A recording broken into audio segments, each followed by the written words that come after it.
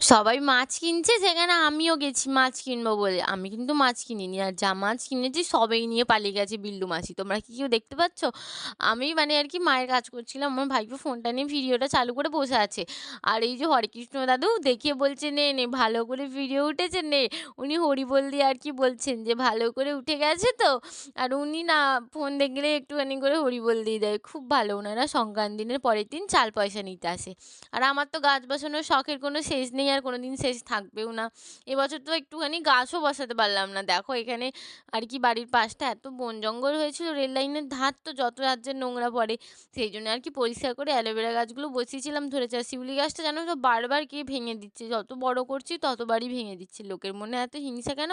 আর তারপরের দিন বিকালবেলা আমরা করেছিলাম হচ্ছে পেঁপে মাখা, সেটাই খেয়েছি। এত সুন্দর টেস্টি হয়েছিল না, প্রচুর টেস্টি খেতে হয়েছিল। তারপরে হঠাৎ করেই আমার একটা ফটো ফ্রেমের অর্ডার চলে এসেছিলো, সেইটাই আর কি বার করে নিয়ে এসেছিলাম।